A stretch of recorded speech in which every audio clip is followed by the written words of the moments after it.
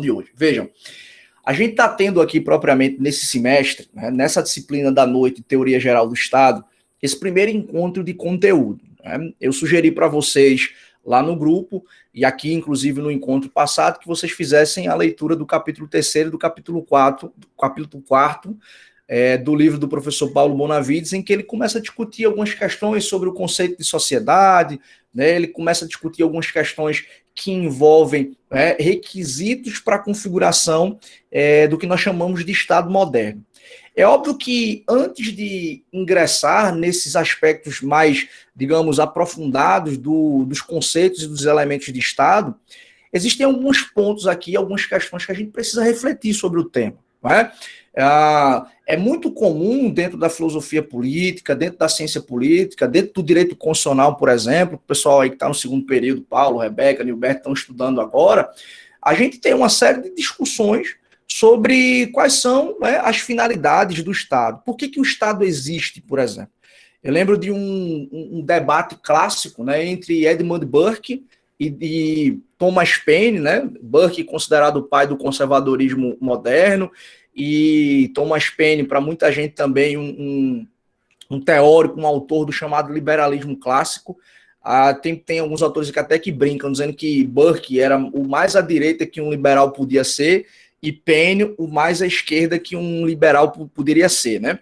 Então, basicamente, uma discussão ali no contexto das revoluções liberais do século XVIII eram exatamente discussões sobre a finalidade do Estado. Para que o Estado existe? Para que serve? Né? Quais são os seus principais objetivos? Burke, enquanto pai do conservadorismo moderno, falava, olha, o Estado existe para garantir o direito de propriedade, para garantir a liberdade, para garantir o direito à vida, e só, ponto. Né? Mais alguns aspectos, se fala da existência do Estado, de não interferir na liberdade dos indivíduos. Se a gente muda e vai para o início do século XIX, século XX, a gente vai ver já uma série de discussões tratando ideias que envolvem a atuação do Estado na concretização de direitos, um Estado mais interventor, tanto do ponto de vista da economia, quanto do ponto de vista da justiça social, da promoção de igualdade.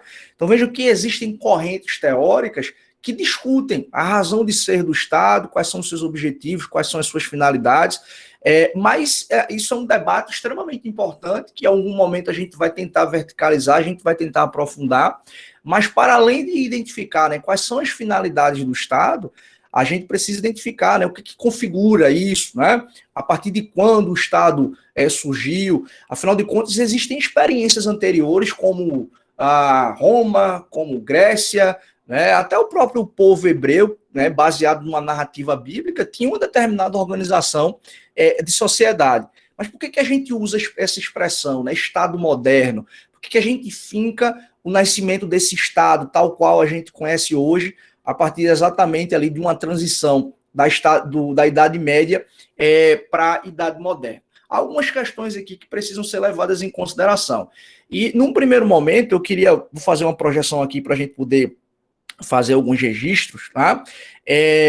Existem alguns elementos aqui também, inclusive, acerca da própria expressão Estado. A depender do contexto, a depender de como essa expressão está sendo utilizada, ela vai, na verdade, definir ou expressar fenômenos completamente distintos. Então, eu vou fazer algumas anotações aqui para a gente ir refletindo sobre o tema. Tá? Então, a gente tem aqui a teoria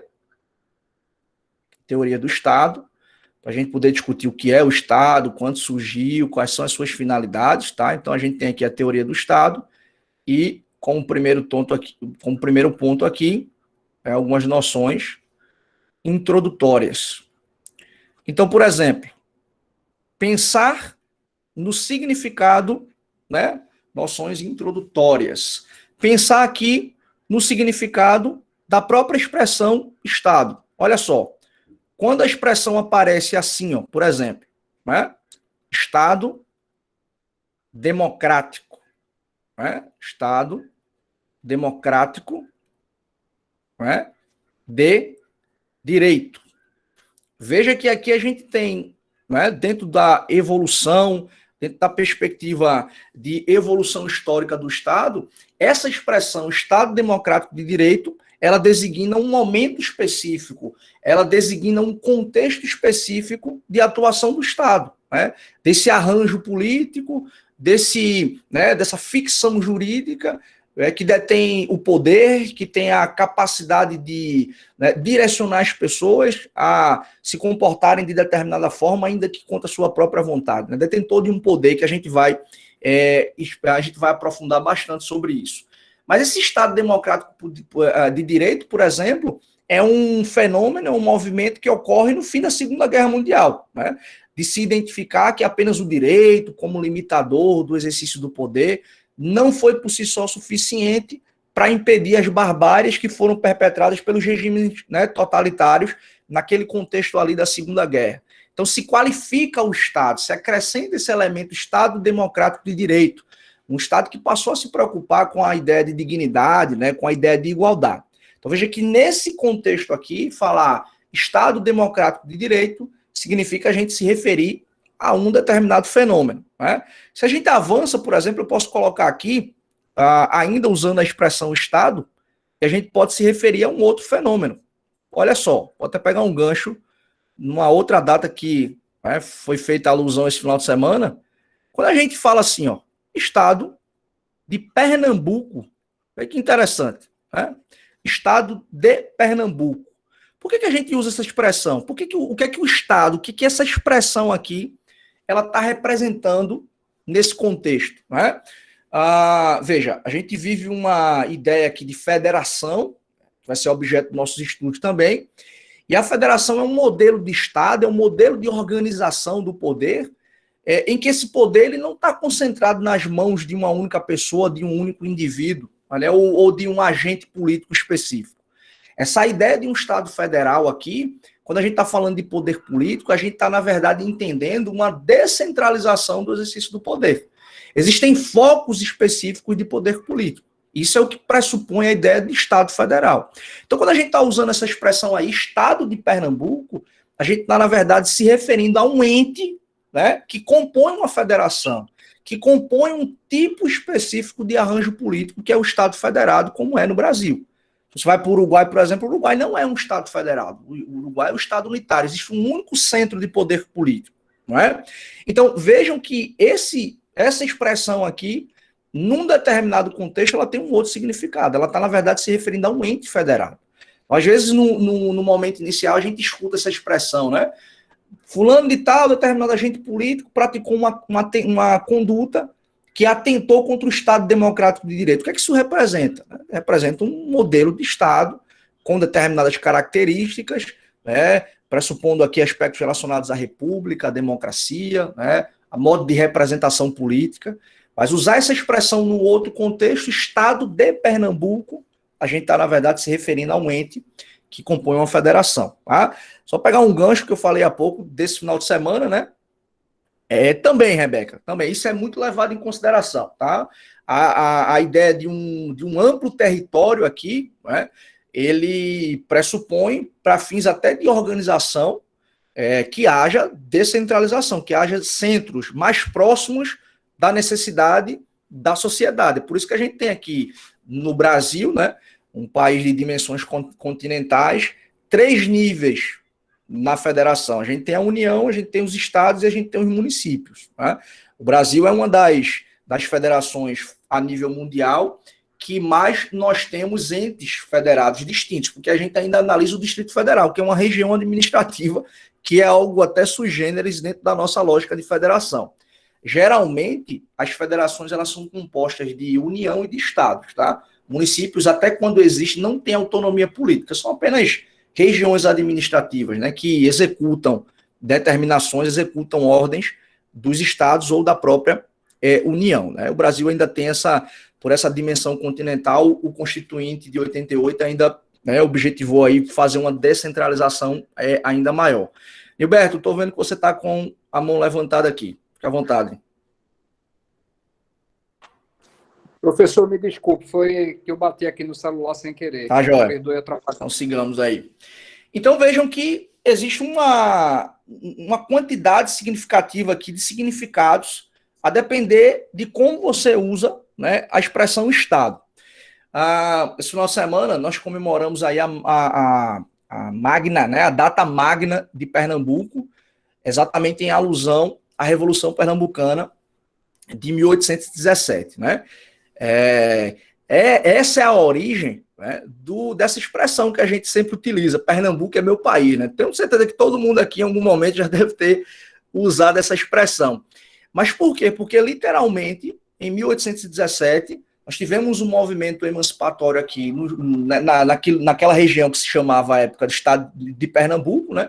E que se transformou num país, se transformou num território independente da coroa portuguesa. Esse movimento, há uma certa divergência, tem literatura que fala que durou 65 dias, 68, 75 dias, mas se a gente for usar uma média, durou 70 dias. Vamos sair dessa média, e durante 70 dias, Pernambuco, de fato, foi um país dentro desse território que hoje nós chamamos de Brasil. Óbvio que o movimento depois foi subjugado, né, foi combatido pela coroa portuguesa, foi abafado e se desfez esse movimento revolucionário aqui. O movimento foi tão efetivo, né, que os revolucionários aqui em Pernambuco tiveram ainda, né, a coragem, óbvio que já havia uma coragem intrínseca de promover, né, um movimento emancipatório aqui, e ainda ainda organizaram um modelo de Estado. Se criou uma lei orgânica, né, do Estado de Pernambuco. E essa lei orgânica, ela é uma lei muito interessante, porque ela, naquele contexto, ela já falava de liberdade de expressão, de liberdade de imprensa, já falava de separação dos poderes, né? E alguns autores até que explicam, viu, Rebeca? Tem um texto muito interessante de Cassebe sobre isso, em que ele fala sobre a Revolução Pernambucana, e ele diz, olha, ele dá uma contextualização que é muito interessante. Diz, olha, à época, né, o que a elite em Pernambuco fazia? Mandava os filhos para a Europa para que pudessem estudar. Só ia para a França, e alguns iam também para uma outra região, iam para os Estados Unidos, por exemplo. E se vocês lembram bem pela data, né, 1817, aqui, a Revolução Pernambucana, isso alguns anos antes tinha eclodido na Europa, e também isso reverberou nos Estados Unidos, das chamadas revoluções liberais, né? Revolução Francesa, independência dos Estados Unidos. A gente pouco fala disso, mas tivemos repercussões em outros países, como Países Baixos, que a América Latina sofreu influência desses movimentos revolucionários, e o que estava em voga naquele contexto eram as aspirações de liberdade, de igualdade, de fraternidade. Então essa troca, esse envio, né, de filhos da elite aqui de Pernambuco para estudarem fora, fazia com que eles tivessem contato com essas aspirações de liberdade, de igualdade e fraternidade, e que quando retornavam aqui, isso acabava dando uma ênfase muito grande, e esse movimento foi sendo gestado, e em 1817 a gente teve, né, a eclosão desse movimento que deu certo, né? Outros movimentos tidos como movimentos emancipatórios, né, na época da coroa não deram certo. A Inconfidência Mineira, por exemplo, alguns anos antes, no ano da Revolução Francesa, em 1789, né, 3 anos depois, houve o julgamento dos envolvidos com a Inconfidência, etc. Por isso que a gente comemora dia 21 de abril o feriado de Tiradentes, porque foi exatamente nessa data que ele foi executado, né? É exatamente esse, Rebeca. Esse texto é muito bom, nem é tão longo assim. Eu recomendo, inclusive, para vocês aí, do primeiro período, metam bronca aí, façam uma leitura desse texto, que é um texto histórico, um texto jurídico, que tem relação com o que a gente está tentando discutir aqui também. Vale muito a pena a leitura, tá?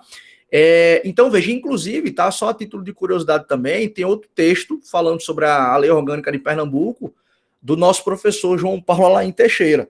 Ele também escreveu em 17 um texto sobre o bicentenário da Revolução Pernambucana, e é um texto bem interessante também, que dialoga com esse texto de Cassebe. Fica aí a sugestão para que vocês façam a leitura também. E aí, vejam, e isso é muito engraçado, essa perspectiva de formação de uma organização política, de formação de um Estado com uma determinada finalidade. Vejam que os revolucionários em Pernambuco aspiraram à liberdade, à igualdade, né? Aspiraram à fraternidade, estavam cansados das imposições de taxas, das obrigações que eram impostas, da opressão que era imposta pela coroa portuguesa, e o movimento acabou, né, eclodindo e dando certo durante aproximadamente 70 dias. Mas vejam vocês que a Revolução Pernambucana, ela foi um movimento que foi muito mais efetivo do que a Inconfidência Mineira de alguns anos antes, né, que também se ancorou um pouco nessas aspirações de liberdade, de igualdade, de fraternidade, né, dessas aspirações que foram marcos das revoluções liberais do século XVIII. Agora, aqui no Brasil, os livros de história, por exemplo, na escola, eu ouvi falar da Revolução Pernambucana, por incrível que pareça, depois que eu já estava no ensino superior. Na época da escola, se falava rapidamente, olha, aconteceu em 1824 a Confederação do Equador, logo depois do Brasil, né, ter se tornado colônia de Portugal, em algum momento aqui houve Guerra dos Mascates, Recife e Olinda, mas movimento mesmo emancipatório que deu certo, que foi efetivo no Brasil, foi a Revolução Pernambucana. E por que a gente não teve, né, acesso e a gente não deu a devida atenção a essa organização, esse modelo de Estado que surgiu aqui, né? Óbvio que o próprio Império, e Cassebe até destaca isso Pois é, Rebeca, Cassebe até destaca isso no texto, tem uma explicação histórica também para isso, né? Porque é o seguinte, o que foi que aconteceu com a Inconfidência Mineira? Todo mundo praticamente que estava envolvido foi punido, foi executado, gente que foi enforcado. Então, para a coroa portuguesa, era extremamente importante que tudo aquilo que aconteceu na Inconfidência fosse registrado, para que aquilo de alguma forma inibisse outros movimentos emancipatórios, né, outras insurgências. No caso da Revolução Pernambucana, como o negócio deu certo, né, como o movimento emancipatório acabou em algum momento se desligando da coroa portuguesa, né, a coroa acabou abafando o movimento, né, de certa forma, há registro de que vários documentos foram queimados, né, muita coisa foi destruída, para que não houvesse a disseminação do que tinha acontecido no território pernambucano para outras regiões do território brasileiro, exatamente porque poderia acontecer o que tinha acontecido aqui. Lógico que outros movimentos emancipatórios ocorreram, né? Mas talvez essa ebulição tivesse sido com mais intensidade se tivesse dado a publicidade que foi dada à Inconfidência Mineira, à Revolução Pernambucana. Então, essa explicação histórica aí faz sentido, e talvez seja isso que realmente demonstra o porquê da gente, até hoje, não ter tanta... Aqui em Pernambuco não, né? Que a gente trata Pernambuco, apesar de ser um ente da federação, um verdadeiro estado. Pernambuco é meu país, um verdadeiro país de fato, mas é pouco comum se estudar exatamente por conta, né, dessas peculiaridades. Rebeca, levantou a mão aí? Eu levantei, porque esse assunto me interessa muito. Na minha primeira graduação, eu vi uma disciplina inteira de 60 horas só sobre questões referentes a Pernambuco até 1822. Agora, obviamente, a partir de outra perspectiva. É interessante porque, por exemplo, nós não estudamos na escola com muito afinco, até porque os livros didáticos, eles são produzidos no Sul, então isso não é uma coisa muito particular nossa. Mas acontece uma coisa bem interessante, porque, por exemplo, na escola, a gente sempre estuda aqui quais foram as únicas capitanias que prosperaram, Pernambuco e São Vicente. E aí, uma coisa que é muito clara é o seguinte, por que nós temos esse espírito tão libertário? Por exemplo, seria justamente a questão de que, quando nós prosperamos, não prosperamos de graça. Nós constituímos aqui um microestado e os donos das Seis Marias se mudaram para Pernambuco. Esse foi o grande diferencial. Que, por exemplo, em outros locais, eles simplesmente mandavam alguém para organizar, para administrar, e aqui não, as famílias vieram. E isso foi, por exemplo, vieram com pertences, com cultura, com tudo. Tanto que, por exemplo, eu sempre me perguntei isso e só vim descobrir na faculdade. Por que Dom João não parou em Pernambuco se era a capitania mais avançada? É porque existe um tratado, não, um texto, que hoje está na Torre do Tombo, dizendo basicamente o seguinte: se ele aportar, nós meteremos bala de canhão nele, porque o objetivo seria exatamente esse, eliminar pela raiz. Então, sempre teve realmente essa proposta, e quando aconteceu da Revolução de 1817, e posteriormente em 24, Pernambuco foi desmembrado. Pernambuco tinha quase o tamanho da Bahia, para vocês terem noção, entende? Tanto que tem outro texto histórico de Dom Pedro, que é muito legal, que ele diz assim: eu vou esquartejar Pernambuco. O pâncreas eu darei para tal estado, a perna eu darei para a Bahia, e aí ele vai fragmentando Pernambuco inteiro, e por isso que nós somos só esse filetinho. Mas é muito legal isso. Não, claro, o movimento de 17 não aconteceu por acaso, não. Foi exatamente fruto dessa autonomia e desse protagonismo que o nosso território sempre existiu, né? Eu, inclusive, brinco, que me perdoem se tiver algum paraibano aqui na sala, mas eu sempre brinco dizendo que Paraíba é quintal de Pernambuco, né? Sempre foi nosso, né? Mas, enfim, brincadeiras à parte. Mas é verdade. Brincadeiras à parte, mas a gente sempre teve esse espírito. Então, a Revolução Pernambucana de 1817 foi o que aconteceu assim de uma hora para outra, não. A gente já tinha esse protagonismo há muito tempo, já reivindicávamos uma certa autonomia, maior independência, e isso nunca vinha, ao contrário, né? Vinha maiores taxações, maiores cobranças e uma série de imposições que eram feitas à nossa capitania, exatamente em razão do seu protagonismo, da sua riqueza. E veja que, apesar de ter acontecido o massacre que aconteceu, né, o modo como a coroa portuguesa tratou a Revolução Pernambucana, isso não impediu que, poucos anos depois, né, 7 anos depois, em 1824, a gente tivesse um novo movimento aqui, que foi exatamente a Confederação do Equador. Então, a Confederação do Equador foi uma resposta à primeira Constituição Imperial de 1824.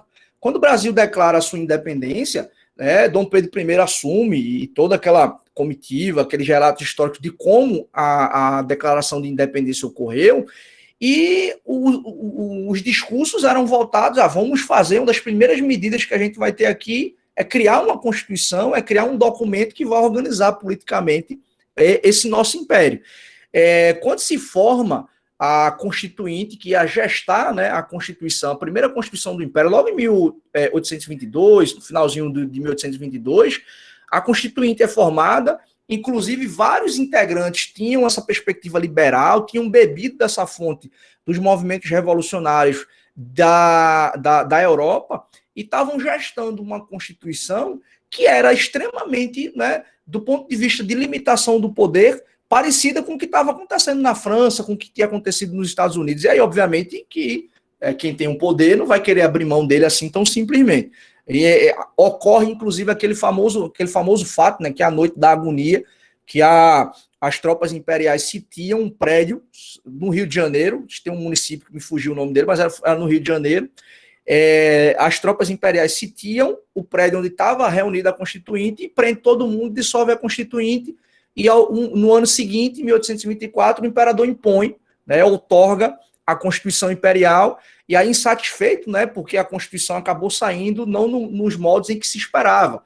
Era uma Constituição que estabelecia separação dos poderes, legislativo, executivo, judiciário, e um poder moderador. Aí, novamente, o que acontece no território pernambucano? Confederação do Equador, um movimento insurgente contra a Constituição, né, de 1824, que trouxe uma perspectiva de organização política com os poderes extremamente concentrados nas mãos, né, do imperador. Então veja que a gente sempre teve, e esses movimentos acontecem aqui em Pernambuco, não foram por acaso, né? Tem toda uma conexão, tem toda digamos, um quê de continuidade nesses movimentos que ocorreram aqui no nosso território, né? Então veja que a gente vai tratando, usando essa expressão, a gente visualiza contextualizações distintas. Então, por exemplo, da mesma forma que se a gente for usar outras expressões, vocês vão ver que há perspectivas distintas, né?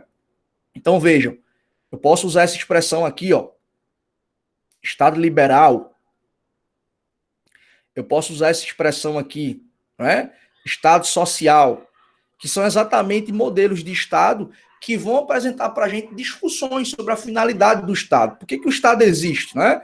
É para garantir maior liberdade, inclusive autodeterminação do ponto de vista econômico, numa lógica de Estado liberal. Se a gente vai falar do Estado social, você vai falar de um Estado que vai atuar, que vai tentar promover um pouco mais de justiça social, de igualdade, de garantia da isonomia material. Então vejam que a gente tem aqui modos, né, de apresentar determinados fenômenos a partir de uma única expressão, né, esse conceito aqui, esse modelo de Estado. Há formas também, inclusive, né, por assim dizer, como a literatura trata, formas degeneradas do Estado. Então eu poderia aqui, por exemplo, citar os regimes totalitários, deixa eu apagar aqui para não colocar errado, eu poderia aqui citar os regimes totalitários, né, Alemanha, Itália, França, Portugal, durante aquele contexto ali da Segunda Guerra, tá? E a gente pode falar também de uma outra degeneração, né? Estado totalitário. Eu posso também falar de uma outra degeneração aqui dessa organização política, que é exatamente o Estado autoritário. Existem diferenças conceituais e de atuação desses modelos de Estado aqui, que a gente vai, no momento, tentar, né, fazer a devida diferença. Então, a gente trata como se fosse a mesma coisa, né? Estado totalitário, Estado autoritário, mas isso aqui são formas degeneradas dessa organização política chamada Estado, que a gente vai ter a oportunidade de discutir. Eu não sei vocês aqui, né, quem dentre os participantes, os integrantes da turma, né, quem já teve a curiosidade de ler a Constituição de Pernambuco. Aliás, perdão, a Constituição do Brasil. Né? Vejam que a cabeça pensa país e o que é que a gente fala? Constituição de Pernambuco, país Pernambuco. Né? Mas aqui, quem já teve a curiosidade de ler a Constituição brasileira? Se você for olhar no primeiro artigo, há uma expressão também que nos interessa aqui. Né? O texto vai falar lá, o Estado Democrático, né, a República Federativa do Brasil é composta pela união indissolúvel dos estados, municípios e Distrito Federal, constitui-se em Estado Democrático de Direito. Então veja que aquela primeira expressão que eu escrevi para vocês aqui, né, a primeira expressão que está aí, Estado Democrático de Direito, aparece na nossa Constituição. É comum também a gente ouvir a expressão Estado brasileiro. Né? Quando a gente está falando de Estado brasileiro, a gente está se referindo ao país como um todo. Tá? Então, essas são variações da expressão, né, Estado, mas que, na verdade, aqui, no final das contas, a gente está se referindo a uma organização política, né, um modo de organização detentora de poder e que vai ali, de alguma forma, conduzir a sociedade. Né? Basicamente, essa é uma perspectiva mínima, aqui, uma ideia mínima do que seria o Estado. Mas olha só, eu já usei essa expressão aqui algumas vezes, e eu acho que a gente pode tentar, né, identificar o que realmente essa expressão significa. Olha só, eu já falei algumas vezes aqui sobre Estado moderno. Muito provavelmente, para quem fez a leitura dos capítulos lá do livro do professor Paulo Bonavides, ele vai falar sobre Estado-nação, né, ele tenta mostrar ali no primeiro momento, no capítulo 4, algumas características que configuram o Estado. Só que vejam, a gente fala de Estado moderno, né, que é um modelo de Estado que teria surgido ali no início da Idade Moderna, a transição do Estado da Idade Média para a Idade Moderna. Para ser bem sincero com vocês, é provável que em algum momento vocês encontrem nos livros que estão estudando que a primeira vez que essa expressão Estado apareceu numa obra foi exatamente na obra de O Príncipe de Maquiavel. Ele discutindo algumas perspectivas de Estado, né, de organização política, de governo, ele usou essa expressão pela primeira vez exatamente na obra O Príncipe. E Thomas Hobbes também, na famosa obra O Leviatã também, que ele discute o estado de natureza, contrato social, enfim, ele vai discutir aquela ideia do Leviatã, ele também usa a expressão. Então, veja, muitos dos autores que vão discutir a teoria geral do Estado, que vão apontar o surgimento do Estado, e usam essa expressão Estado moderno, falam sobre exatamente essas expressões que foram utilizadas tanto por Hobbes quanto por Maquiavel. Se fala muito da Paz de Westfália também, ali no século XVII, né, um modo de organização dentro de um contexto de guerras entre impérios, enfim, mas basicamente a gente fala desse modelo de Estado, né, tal qual a gente conhece hoje, tal qual a gente discute hoje, que ele teria surgido exatamente ali na transição da Idade Média para a Idade Moderna. Aliás, da Idade Média para a Idade Moderna, exatamente. Agora, isso que eu estou falando até agora ainda não é suficiente para a gente entender essa demarcação histórica, essa demarcação aqui no tempo. Tá? Isso ainda não é o suficiente falar só porque Hobbes utilizou na obra o Leviatã, só porque Maquiavel utilizou essa expressão na obra O Príncipe. Há algumas características, tá? Alguns requisitos, tá? Que os autores apontam que vieram à tona ou que passaram a existir exatamente nessas organizações políticas que surgiram no início da Idade Moderna. Então, essa demarcação, ela envolve exatamente conhecer quais requisitos são esses. Por que eu digo que existiu esse Estado moderno nessa transição e eu desconsidero experiências anteriores, como a própria Roma, como eu já falei, né, a Grécia, o próprio modo de organização do povo hebreu, por exemplo. Porque existem algumas características que a gente encontra exatamente a partir dessa transição para o Estado moderno. Então veja, por exemplo, que é um relato histórico muito interessante para a gente também, a Magna Carta inglesa, por exemplo, de 1215. Né? Veja, teve um movimento, alguns autores gostam até dizer, né, que foi um movimento de baixo para cima, porque ali o que aconteceu foi basicamente o seguinte: você teve uma reunião, um ajuntamento de donos de terras que estavam incomodados com a alta taxação que estava sendo imposta. Então o rei, por isso que é essa expressão, né, o rei João sem terra, que, né, detinha o poder político naquele contexto ali na Inglaterra e estava impondo uma série de taxações, né, expropriando, cobrando determinados tributos, muito em razão da necessidade de manutenção da Inglaterra em guerra, em combate, né, dentro da lógica de imperialismo que existia à época. Né? Um dos maiores gênios naquele contexto ali era exatamente da Inglaterra, que competia com a própria Espanha, que competia com a França também. Então, todo mundo aqui sabe, né? Manutenção em guerra, expansão de território, demanda suprimento, demanda equipamento, e isso demanda, né, essa parte econômica para manutenção do determinado país no combate. Então, isso já existia bastante à época. Né? E aí os donos de terra se juntaram e disseram: olha, você até pode cobrar taxas, mas você precisa respeitar um devido processo, você precisa respeitar um procedimento aqui, dando oportunidade de defesa, inclusive. Né? Muita gente diz que esse princípio chamado devido processo legal teria surgido exatamente com a Magna Carta inglesa de 1215, porque ali se estabeleceu, não é que se proibiu a cobrança de tributos, mas se estabeleceu um procedimento: ó, você vai cobrar, você até pode cobrar, mas tem que dar oportunidade de defesa, oportunidade de manifestação, não é simplesmente chegar e taxar a propriedade, expropriar, e o dono não ter oportunidade de nenhum tipo de defesa. Né? Então veja que a gente tem um tipo de organização de Estado, a gente tem um tipo de legislação, a gente tem um tipo de construção do direito enquanto limitador do exercício do poder, mas a gente não fala desse modelo de Estado, tal qual a gente conhece hoje, olhando para essas experiências anteriores. A gente finca os olhos exatamente nessa idade moderna. Mas aí vamos lá para a gente poder tentar avançar aqui sobre essa discussão. O que é importante aqui a gente perceber dentro dessa lógica de Estado moderno? Né? Alguns requisitos aqui que a gente precisa observar. Tá? Alguns requisitos aqui. Primeiro, né, uma questão bem interessante. Um território, né, se saber qual é o território, isso é uma lógica aqui extremamente importante. Né? A demarcação de um território, a defesa das fronteiras, a defesa da soberania daquele determinado país dentro de um território. Aqui no Brasil, por exemplo, a gente tem delimitações das nossas fronteiras na parte oceânica, na parte de terra, na parte de ar, né? E há toda uma lógica demarcatória do território. Internamente, tá? Porque a gente é um Estado federal, a gente tem essas dimensões aqui, a gente tem focos de poder político dentro do nosso território, é possível que haja um rearranjo, né? É possível que em algum momento Paraíba volte a ser de Pernambuco, né? E esse quintal nosso vai voltar a ser oficial. Então, pode ser que dentro do nosso território haja esses rearranjos, né? Criação de um novo estado.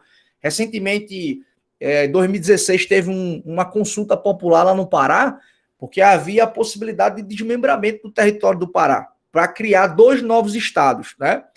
Seria Tapajós e Carajás. O atual território do Pará cederia 50% e, portanto, essa outra metade do território daria origem a 2 novos estados. A população lá rejeitou esse desmembramento. Né?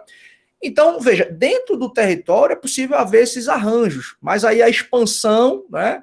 Aí a lógica aqui de expansão, digamos, para outros territórios, aí demanda uma complexidade de discussão bem maior, né? Porque isso pode ocorrer a partir de uma guerra, isso pode ocorrer a partir da celebração de um tratado internacional, existem algumas questões, mas a linha demarcatória de um território é elemento aqui caracterizador desse Estado moderno, né? Houve isso, né, Rebeca, em Tocantins, há 2 anos houve um movimento no Maranhão para que houvesse o desmembramento. O Maranhão se tornaria 2 estados, continuaria Maranhão, e haveria a criação de um novo estado que seria Maranhão do Sul. Eu não sei como é que... Isso, na verdade, não foi para frente ainda, mas houve um requerimento a nível da Assembleia Legislativa do Estado do Maranhão. Isso foi enviado para o Congresso Nacional para que o Congresso consultasse, convocasse o plebiscito, mas até agora não ocorreu. Esse movimento aí foi em 2019, na verdade. Foi no primeiro semestre de 2019 que isso aconteceu. E obviamente não tivemos ainda concretude dessa lógica, ou desse procedimento, dessa tentativa de desmembramento do território do Maranhão. Então vejam que a gente pode ter um território intacto, mas dentro dele a gente pode ter rearranjos, né? Estados novos surgindo, municípios novos surgindo, né? A extinção de determinados estados ou municípios, incorporação de um em relação a outro. Dentro da nossa lógica interna é possível haver esses rearranjos, né? Então, essa discussão de território é um marco, né, delimitador desse chamado Estado moderno. Então, por exemplo, o Estado absolutista, né, que é talvez o primeiro modelo de organização política dentro dessa lógica de Estado moderno. O Estado absolutista tinha um território definido. Não era exatamente a transição do regime feudal, por exemplo. Né? O Estado absolutista não é o feudalismo. O Estado absolutista é um modelo de organização política em que você tem esse poder concentrado, né, no monarca, no rei, no imperador, que tem, né, esse poder político a partir de uma legitimidade divina. Né? Eu vou falar isso mais para frente um pouco, para a gente poder discutir mais algumas questões do Estado absolutista, mas a lógica aqui, a perspectiva é a gente entender, né, que isso é um elemento caracterizador do chamado Estado moderno, a gente ter um território bem delimitado. Né? E aqui uma outra questão também, uma outra característica desse chamado Estado moderno, o que a gente chama de povo. Né? A gente vai chamar aqui de povo. Eu tinha um professor que criticava muito esse conceito, mas o povo seria aqui o elemento humano do Estado, né? Aqueles que integram, aqueles que compõem aquela determinada sociedade, né? Que através de relações complexas se autodeterminam dentro de uma ordem jurídica, dentro de uma ordem econômica, né? Então, você tem esse elemento que também é caracterizador do Estado moderno. Você tem um território, e dentro desse território você tem um povo, você tem um elemento humano, não é? Lembre-se que esse conceito aqui de povo, ele é diferente, por exemplo, de população, que é um conceito eminentemente numérico. Isso também é diferente de nação. Mas olha só, até a título de provocação também, eu queria que vocês, de repente, dessem alguma contribuição, falassem alguma coisa. Mas olha só, qual é a repercussão prática, por exemplo, de eu falar assim, Helder é um cidadão brasileiro. Helder integra o conceito de povo brasileiro. Quando eu digo que eu sou um cidadão, que eu sou um nacional do Estado brasileiro, qual é a consequência prática que eu tenho disso? Né? O que me traz, né, como consequência na minha individualidade, na minha atuação ou na minha vida cotidiana, essa ideia de eu ser um cidadão brasileiro? Alguém arrisca? Alguém queria dizer alguma coisa sobre isso? Qual é a consequência de você ser um cidadão? Estou vendo aqui na tela, deixa eu ver quem é que me aparece aqui. Qual é a consequência, por exemplo, da gente falar, ou de repente, de Paulo afirmar, de Danilo afirmar, olha, eu sou um cidadão brasileiro. O que isso traz para a sua vida? Por exemplo, Leonardo, que eu estou vendo aqui. Alguém quer arriscar? Alguém quer falar alguma coisa? Posso, professor? Leonardo levantou a mão. Se você é cidadão, você tem todos aqueles direitos e deveres que a norma vigente do país, a Constituição, determina, né, para seus cidadãos. Você usou as duas palavras, né, que são palavras aí essenciais para essa resposta. Quando você diz que é um cidadão de determinado país, que você integra o povo daquele determinado país, você traz para si, como consequência, a ideia de ter direitos e obrigações, que são exatamente atribuídas àqueles cidadãos. O conceito aqui de povo nada mais é do que o vínculo jurídico que você tem com um determinado Estado. E ao ter esse vínculo jurídico, político que você tem com o Estado, você passa a ter direitos e obrigações que aqueles cidadãos e que aquelas cidadãs possuem em razão de estarem ligados àquele determinado Estado, àquela determinada organização política. Tá? Estou vendo aqui que Danilo está com o microfone ligado. Quer falar alguma coisa, Danilo? Não, eu esqueci mesmo. Tá bom. Se lembrar aí, pode acionar e fique à vontade. Então, essa é a lógica. Tá? Essa é a consequência. O que não significa dizer, por exemplo, que dentro do nosso território, estrangeiros não possam acessar determinados direitos que os brasileiros possuem. Então, por exemplo, se você tem, a gente tem aqui no Brasil, né, um patrimônio, que é o Sistema Único de Saúde. Se você tem um estrangeiro aqui que está em férias, que ele está viajando, está passeando, ele passa mal, ele pode ter acesso a um tratamento de saúde do Sistema Único, né? Lógico, há direitos que são extensíveis aos estrangeiros, né? Iguais os direitos que o nacional possui. Mas há direitos, obviamente, que são aplicados apenas àqueles que integram o conceito de povo. Mas isso, dentro de uma lógica de Estado moderno, dentro do desdobramento desses conceitos, a gente vai conseguir aprofundar. Isso é, inclusive, objeto do capítulo 4 do livro do professor Paulo Bonavides, quando ele começa a aprofundar e a discutir esses elementos do Estado moderno. E um outro elemento aqui também que a gente pode observar, eu vou colocar aqui, governo. Tá? Isso é aqui, tradicionalmente, se fala de governo, e recentemente que eu digo há 100 anos, a doutrina acrescentou isso daqui também, tá? Deixa eu apagar aqui, governo / soberania, o governo soberano, tá? Como alguns colocam, e isso é importante a gente poder discutir também. Então, no governo aqui também, ó, a soberania. O que é basicamente isso aqui, né? O que é que esse elemento caracterizador aqui do Estado moderno? Basicamente, é a gente visualizar que aquele Estado, obviamente, ele tem o quê? Ele tem um governo. E dentro daquele determinado território, né, governando para aquele determinado povo, né, o Estado vai ter ali a capacidade de conduzir a vida daqueles cidadãos e daquelas cidadãs. E essa ideia de soberania, até Max Weber usava essa expressão, o Estado é quem detém o monopólio da violência, né, a violência legítima. Violência aqui não no sentido de violência física, mas a coação que pode ser exercida, né? O sujeito que pratica um crime, ele vai ser punido, ele pode ser preso, ele vai ter a sua liberdade privada, né? Alguém que deixa de pagar um determinado tributo, ele experimenta não declarar o imposto de renda, por exemplo, né? Se você sonega determinado tributo, você pode ser cobrado, né? Você pode chegar até a sofrer uma execução fiscal. Estava vendo hoje, só a título de curiosidade, não sei se vocês viram isso, quem quiser, tiver interesse, viu? A Procuradoria-Geral do Estado anunciou um leilão de imóveis de luxo, que foram imóveis que incorporaram ao patrimônio do Estado de Pernambuco em razão da cobrança de tributos que estavam sendo devidos por quem era dono desses apartamentos. Então, os donos não pagaram em pecúnia, em dinheiro, e foram expropriados desses apartamentos de luxo. Então, é a primeira vez que no Brasil, estava até vendo interessante isso, a Procuradoria do Estado de Pernambuco ela é extremamente atuante, é uma das procuradorias mais respeitadas do país. É a primeira vez que isso vai acontecer, né? Um dispositivo da Lei de Execuções Fiscais que permite a alienação de bens, né, objeto de confisco por conta da cobrança de tributos, e aí vão ter aí alguns imóveis de luxo. Então, veja, você tem aqui, né, voltando só para o raciocínio para a gente não se perder, dentro de um determinado território, um governo que, naquela delimitação territorial, exerce o monopólio dessa chamada violência legítima, né? Ou detém o poder, a capacidade de conduzir, né, de direcionar as condutas dos cidadãos e das cidadãs, mesmo que contra a própria vontade, né, do indivíduo, mesmo que contra aquela autodeterminação.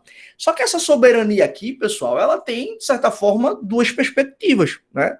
A gente poderia dizer aqui que essa lógica de soberania, enquanto uma característica do Estado moderno, ela tem uma perspectiva interna, porque se manifesta a partir disso que eu acabei de citar, que Max Weber falava, né, da violência legítima, ou seja, dentro do território, o Estado é a maior autoridade, é quem detém a capacidade de coação, né, de coagir, na verdade, de coerção, e numa perspectiva externa, essa soberania também ela é interessante para a gente observar. Por quê? Porque é muito comum que os estados, né, nacionais, os estados soberanos, e aqui para ser até mais objetivo, o país, por exemplo, ele se relaciona com outros países. Então, o Brasil, por exemplo, pode celebrar um acordo, um tratado internacional com a Argentina, né?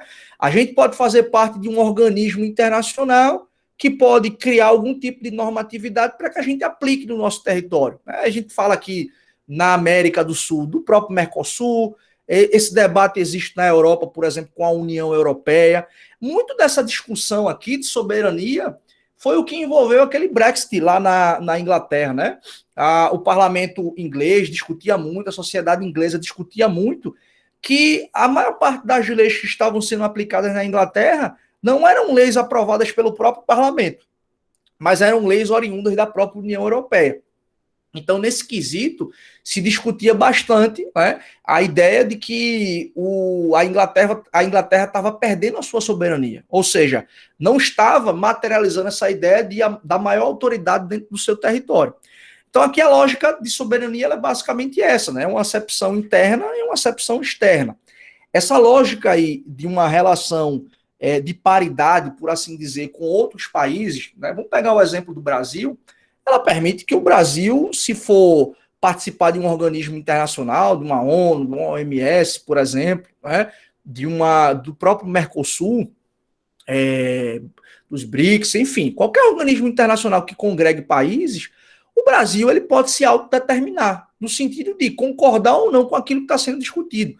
Nós não somos obrigados a incorporar essas decisões. Agora, uma vez, né, manifestado concordância, a gente tem que incorporar essas legislações ou essas normativas que surgem desses organismos internacionais.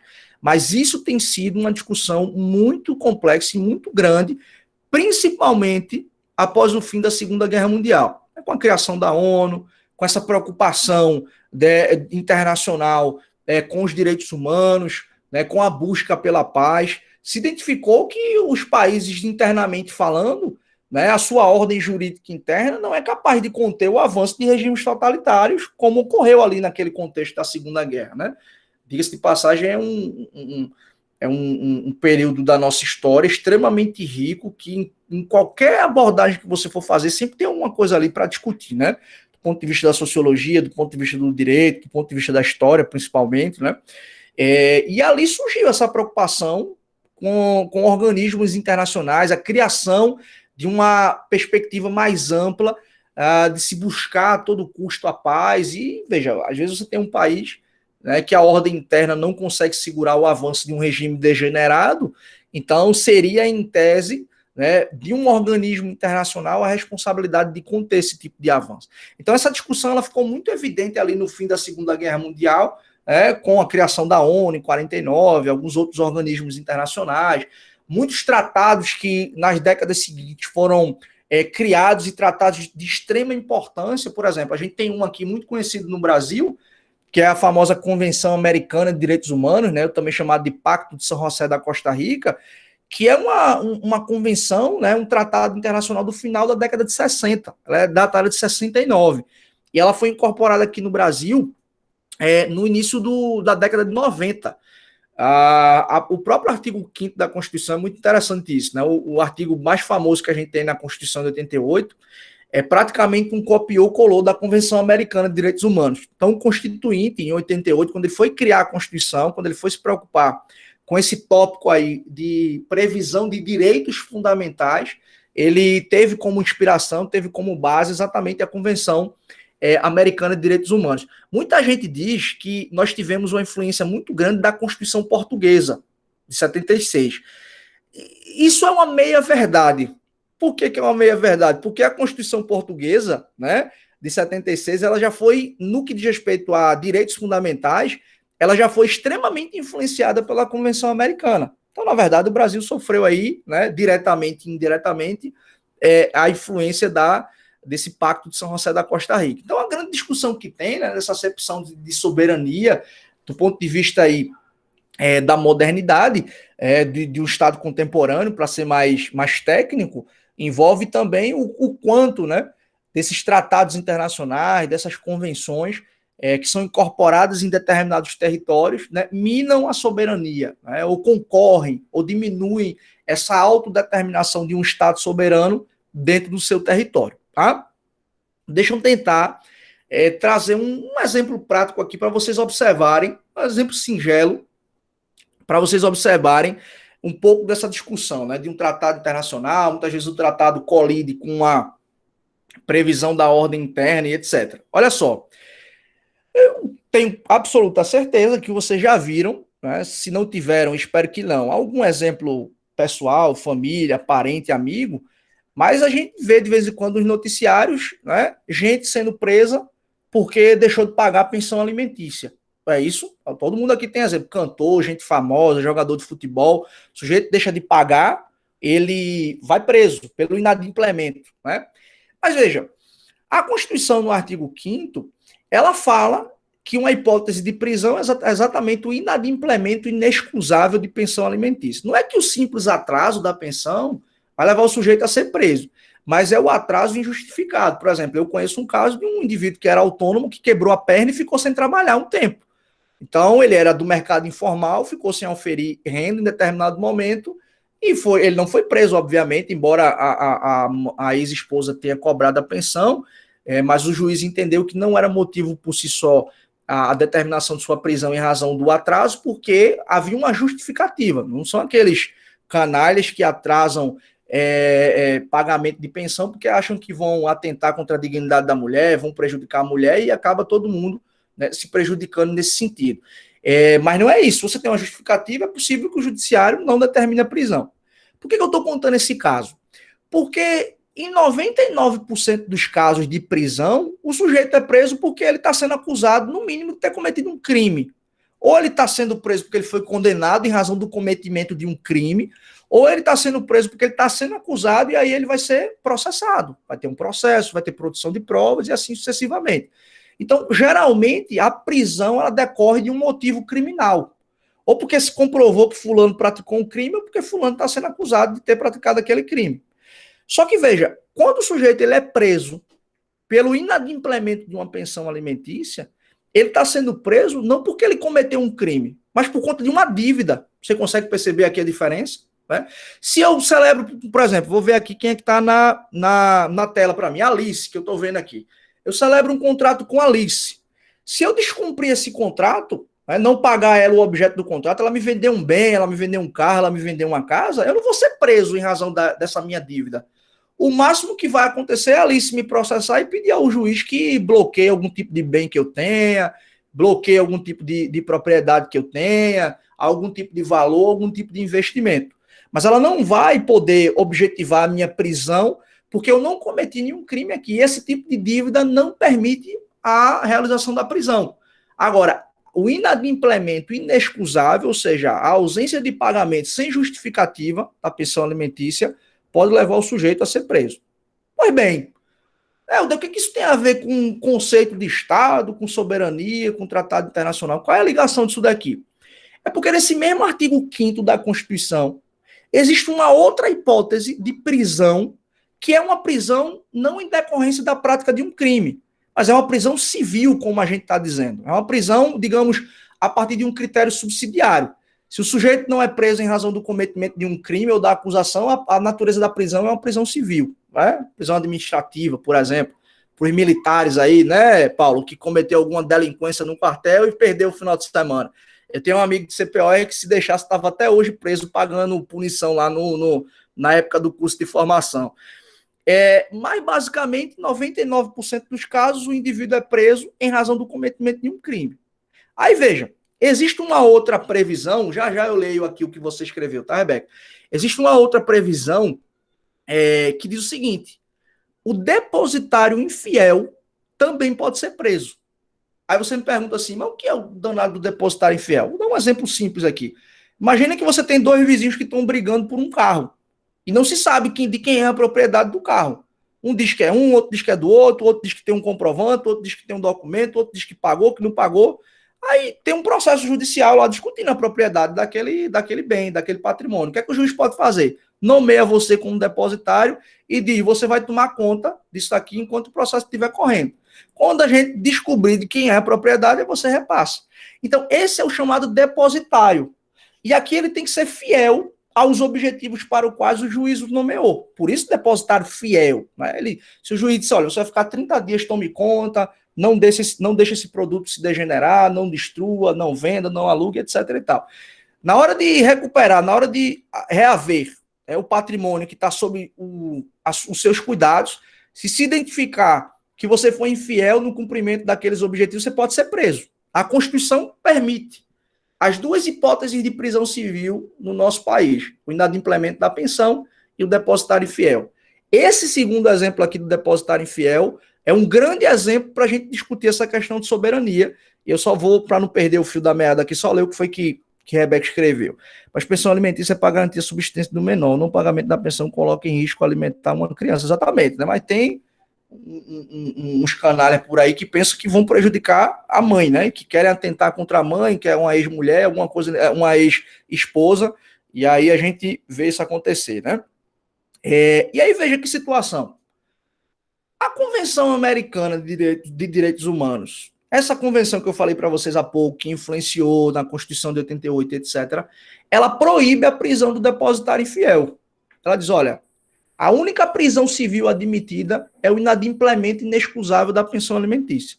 Os estados que são signatários da Convenção Americana devem excluir todo tipo de prisão de natureza civil, exceto o inadimplemento inexcusável de pensão alimentícia. Aí o que foi que aconteceu? Vê que situação. Eu queria até ouvir o pessoal que está aqui no primeiro período, que está tendo contato com essa discussão. Imagina você que é juiz de um caso, aí chega lá o pedido de prisão de um depositário infiel. Aí, de um lado, você tem uma Constituição dizendo que pode, e do outro lado, você tem um tratado internacional dizendo que não pode. E o Brasil é signatário desse tratado. Como é que você resolve o problema? Né? Vocês estão entendendo o tamanho da situação?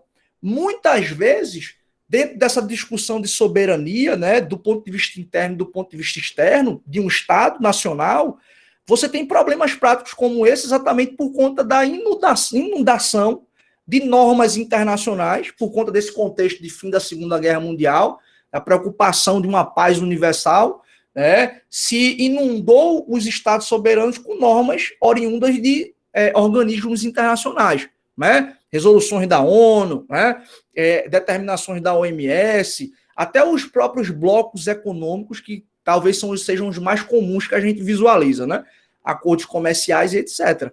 Então, do ponto de vista prático, né, essa discussão sobre soberania, ela tem esse outro tempero na atualidade, exatamente por conta de vários e vários tratados internacionais, de vários acordos, de várias convenções, que muitas vezes incorporam uma ordem jurídica interna e que são contraditórios em muitas situações à legislação do próprio país.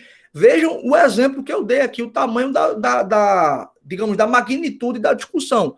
Uma coisa é um tratado que entra num determinado país, sei lá, o Brasil foi lá, participou de uma reunião da ONU, eles aprovaram um determinado acordo, o Brasil disse eu concordo, quando veio para cá, o nosso parlamento ratificou o acordo e incorporou no Brasil. Pronto, a partir de agora a gente vai cumprir isso aqui que está acontecendo no Brasil. Beleza. Então, uma coisa é um tratado que diz que é contrário a uma lei. O pessoal até brinca, não, isso é uma lei posterior, é como se o próprio parlamento estivesse revogando aquela legislação.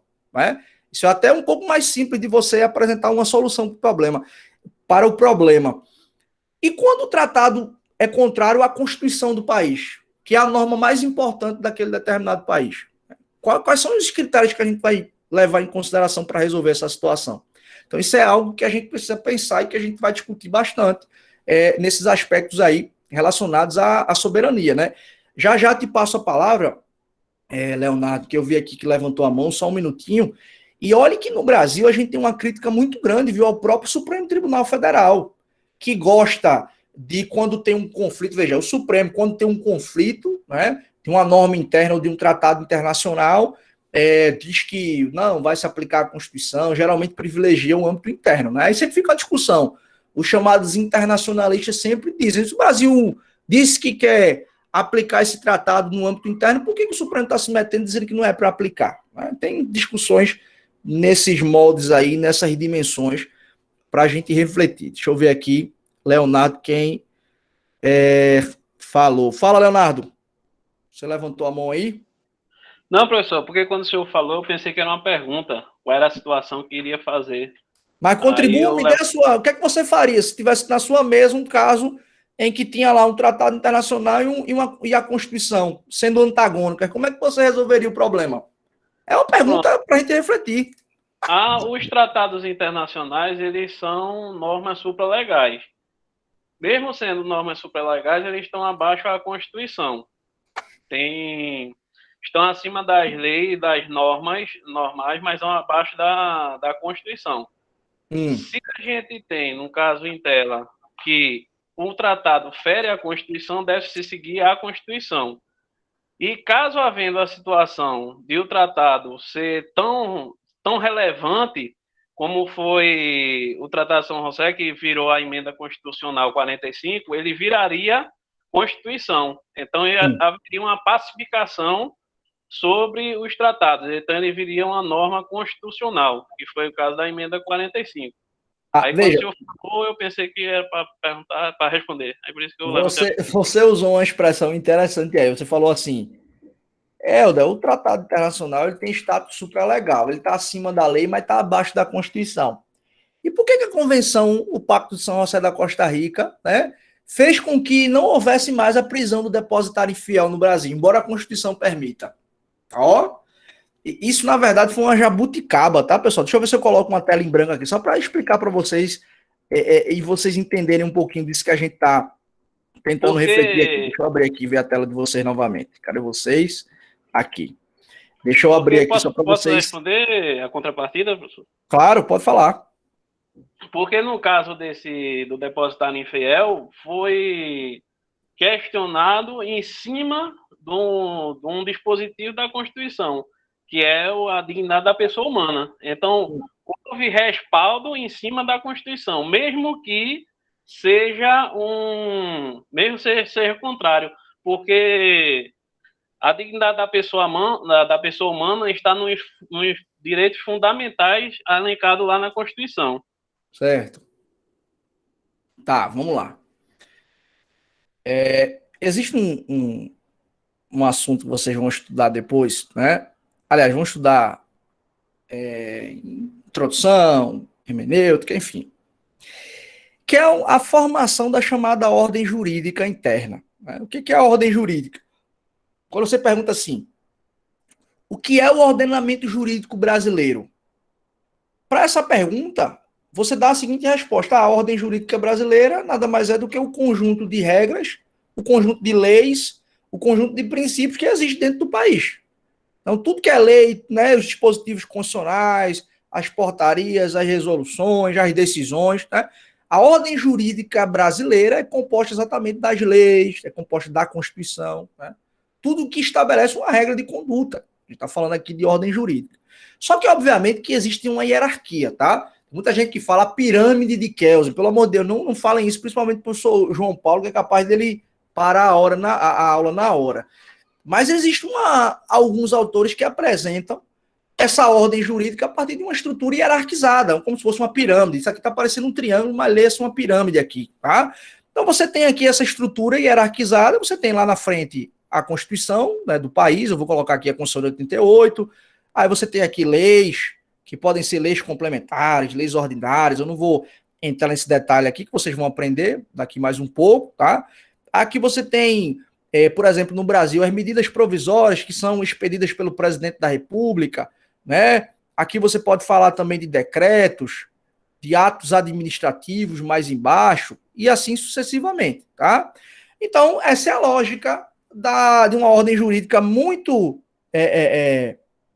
digamos assim, muito rudimentarmente falando, né? Você tem aqui não sou muito bom em escrita, mas tudo bem. Mas você tem uma estrutura hierarquizada dessa forma. Aí você está me perguntando agora, Helder, tu está falando aí há 20 minutos sobre tratados internacionais, e cadê o tratado internacional que tu não colocou aí? É porque é o seguinte, pessoal, via de regra, o tratado internacional, tá? Vou botar aqui, ó, tratado internacional, ele tem status de lei. Então, quando um tratado internacional ele entra numa ordem jurídica, ele vai poder se contrapor a uma lei. É normal, é como se fosse uma sucessão de lei no tempo. Lembra que eu brinquei agora há pouco? É muito fácil você resolver o problema de incorporar um tratado internacional quando ele é contrário a uma lei apenas. Ele vai dizer, não, vontade do Congresso Nacional é como se fosse uma revogação, é como se fosse a aprovação de uma lei por outra. Beleza, tranquilo.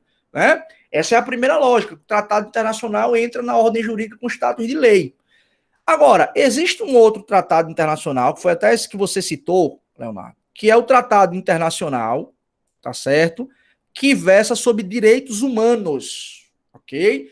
Esse tratado internacional que versa sobre direitos humanos quando ele é aprovado para entrar na ordem jurídica brasileira, ele é aprovado pelo mesmo rito de uma emenda à Constituição. A gente vê aí semanalmente, né? O Congresso aprovou tal emenda, o Congresso aprovou tal emenda. Então, quando é um tratado de direitos humanos, ele entra na ordem jurídica com esse status de norma constitucional. Vou mandar um link para vocês agora, tá? Vou mandar um link para vocês agora, só para vocês verem um exemplo de um tratado internacional que entrou por esse status, tá? O famoso tratado aqui de Marrakech. Deixa eu colocar aqui, que eu vou colocar para vocês darem uma lida depois, recomendo demais a leitura. Então, veja, o Tratado sobre Direitos Humanos, ele entra como se fosse uma emenda à Constituição. Aí é uma regra simples também. Se o tratado entra como se fosse uma emenda à Constituição, então ele tem status de norma constitucional, ok? Isso aqui é muito tranquilo. O problema foi o seguinte que Leonardo colocou, né? Essa regra aqui, esses dois status de tratados internacionais, veio a partir de quando? A partir de 2004, com a famosa emenda constitucional 45, que foi a emenda que promoveu uma reforma do judiciário durante o primeiro ano ali do primeiro mandato de Lula, e foi muito falado, foi muito debatido, etc. A emenda trouxe uma série de mudanças no Brasil do ponto de vista estrutural. Aí, qual foi a discussão? A discussão foi o seguinte, só para vocês entenderem. Tudo bem, está muito claro aqui. Depois de 2004, todo tratado internacional que entra no Brasil, se ele for de direitos humanos, ele vai passar por um processo de emenda à Constituição. Ele está aqui, do lado da Constituição. Vocês estão vendo aqui, né? Ele está exatamente aqui, ó, na pirâmide. Ele está lá em cima, ok? E se for um acordo comercial, por exemplo, alguma coisa econômica de qualquer outro tratado internacional, ele entra como se fosse uma lei qualquer. O problema foi o seguinte, é que existia, por exemplo, o Pacto de San José da Costa Rica, a Convenção Americana, a convenção aqui, ó, americana de direitos humanos. Aí a discussão foi, de 2004 para frente, eu sei que o status é esse aqui. Mas e esse bichinho aqui que está antes de 2004? Qual é o status dele? Como é que a gente posiciona ele nessa estrutura hierarquizada? O Supremo criou uma jabuticaba, tá, pessoal? Não é muito comum vocês ouvirem falar no primeiro período de Supremo Tribunal Federal de caso concreto, mas vale a pena a gente discutir porque você compreende um pouco dessa discussão teórica que a gente está travando. E aí, nesse caso, qual foi a solução que o Supremo deu? Uma jabuticaba que não existe em lugar nenhum. Não existe em lugar nenhum. No mundo, muita gente discutiu essa época, disse que foi uma invenção do Supremo, isso é comum no Brasil. Olha só o que o Supremo fez. O Supremo disse assim, olha, como o tratado já está incorporado na ordem jurídica, né, e de 2004 para frente eu tenho esse bem definido aqui, esses dois status, eu preciso dizer onde é que essa convenção aqui vai se localizar nessa hierarquia. Aí o Supremo falou assim, ó, tá acima das leis, mas tá abaixo da Constituição. Beleza, mas qual é o status? Essa expressão que o Leonardo usou. Supralegal. Ninguém nunca viu isso em lugar nenhum. Tá acima da lei e tá abaixo da Constituição. O que significa basicamente dizer o seguinte, a Convenção Americana ela não pode revogar a Constituição, mas ela pode, né, deixar ou tirar a operacionalidade de uma lei. Não está acima da lei, então se a convenção é contrária a uma lei, a lei vai ser, né, vai parar de funcionar, vai parar de ser aplicada. Aí você pode estar se perguntando se você entendeu a discussão até agora. Mas, Helder, tu acabou de dizer há 20 minutos que o depositário infiel está na Constituição. E quem proíbe a prisão do depositário infiel é o Pacto de São José da Costa Rica, e tu está dizendo que o pacto está abaixo da Constituição. Que insanidade é essa? Você está entendendo aqui o raciocínio? Quem proíbe a prisão do depositário infiel é essa convenção aqui, que segundo o STF está acima das leis e está abaixo da Constituição. E a prisão do depositário está na Constituição. E aí, como é que se explica isso? Simples. A explicação é a seguinte, a Constituição diz que o depositário infiel pode ser preso, mas ela não diz em quais hipóteses. Ela simplesmente diz, é possível a prisão do depositário infiel. Quem diz as hipóteses que o depositário infiel pode ser preso é uma lei. Aí o que foi que o tratado fez? Paralisou a lei. Estão entendendo? O tratado está acima da lei e está abaixo da Constituição. Não revogou a Constituição, ok? Não revogou a Constituição. mas paralisou a lei que dava operacionalidade ao dispositivo constitucional. Muita gente diz, e passa a palavra para você, Rebeca, que esse dispositivo da prisão do depositário infiel é um dispositivo nato-morto. Ele está lá na Constituição, mas ele não tem mais qualquer serventia, porque a lei que dava eficácia a ele não mais tem eficácia. Ou seja, ele só está lá sem poder ser aplicado. Então, essa é a explicação. O Tratado Internacional realmente tem essas discussões, e esse debate fica mais complexo ainda no Brasil, dentro dessa lógica de soberania que a gente está estudando, enquanto característica do Estado, porque o Supremo inventa essas classificações. Né? E aí você tem 3 modos de incorporação de tratados internacionais no Brasil, e a depender do caso você fica sem saber como é que vai ser aplicado, né? Qual vai ser a melhor interpretação, se a lei vai valer, se é a Constituição quem vai valer. Então veja que isso não é brincadeira, né? Se a gente vê as questões mais teóricas, falando de soberania, de autoridade no ponto de vista externo e do ponto de vista interno, mas a gente tem repercussões práticas disso. Tá? Rebeca, você levantou a mão primeiro, fica à vontade.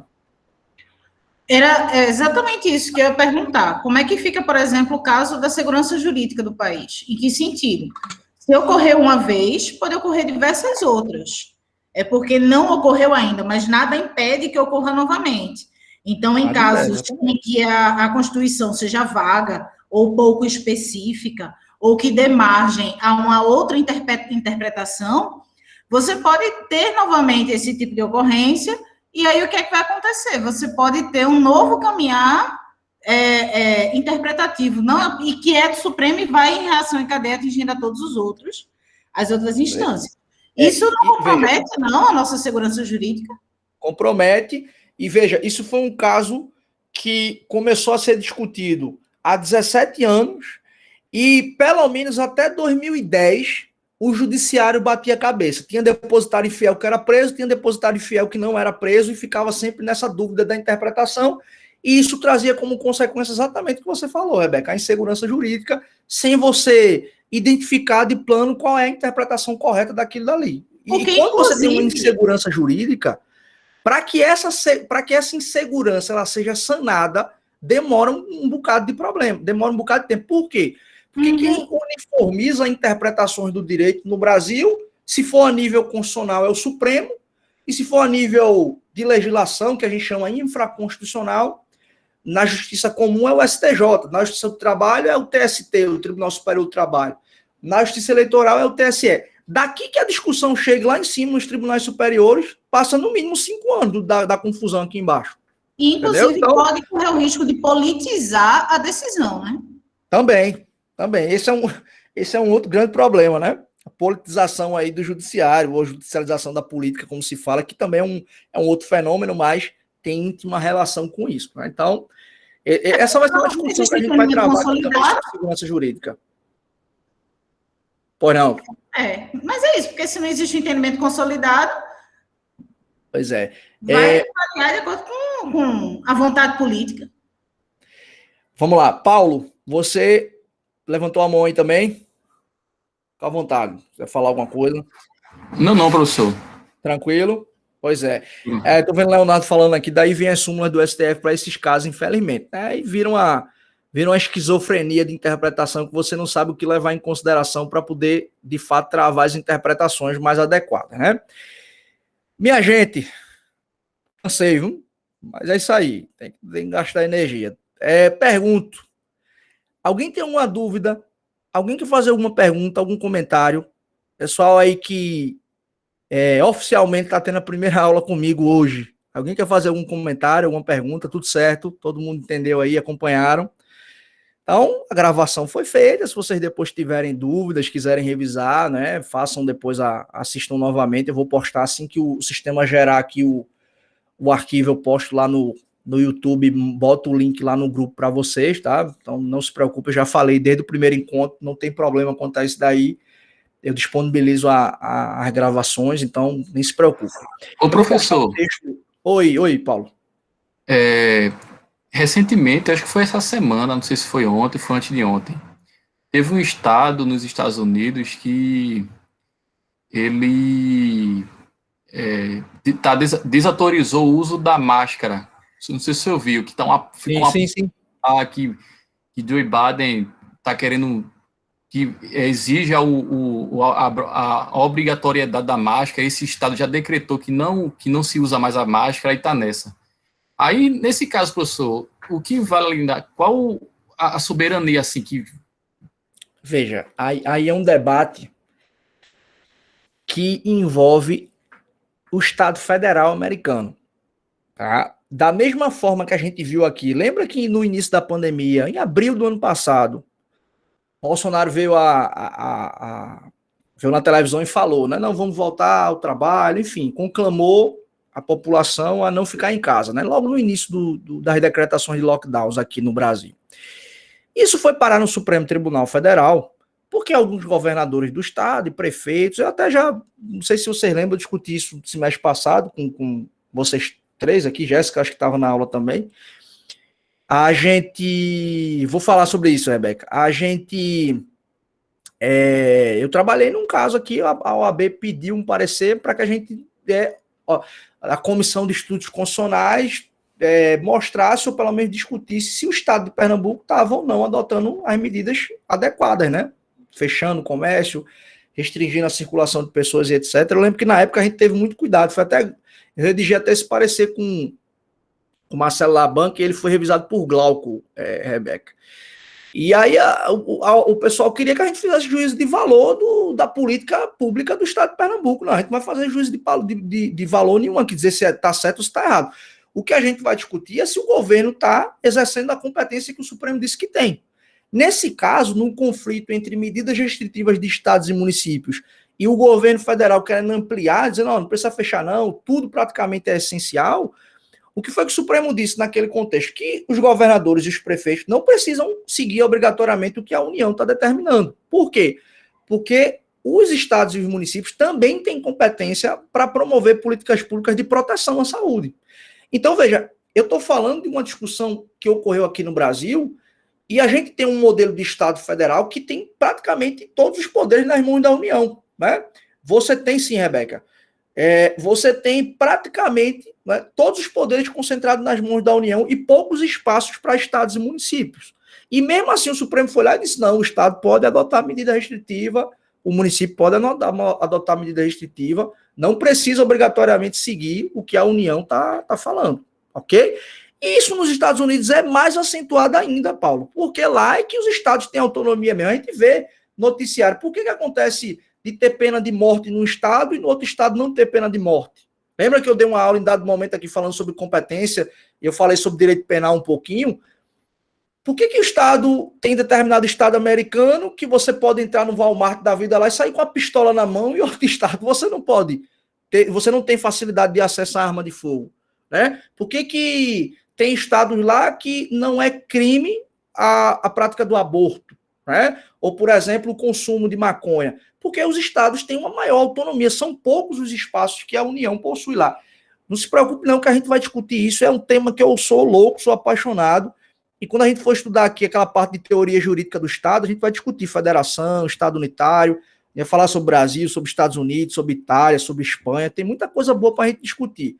E, obviamente, que eu vou tentar contextualizar ao máximo com essas questões de pandemia para a gente tentar entender essas configurações, tá? Então, não se preocupem aí. Vou parar de gravar aqui, já que não tem... Acho que ninguém tem mais nenhuma pergunta, só vou fazer um comentário aqui do que Rebeca perguntou aqui no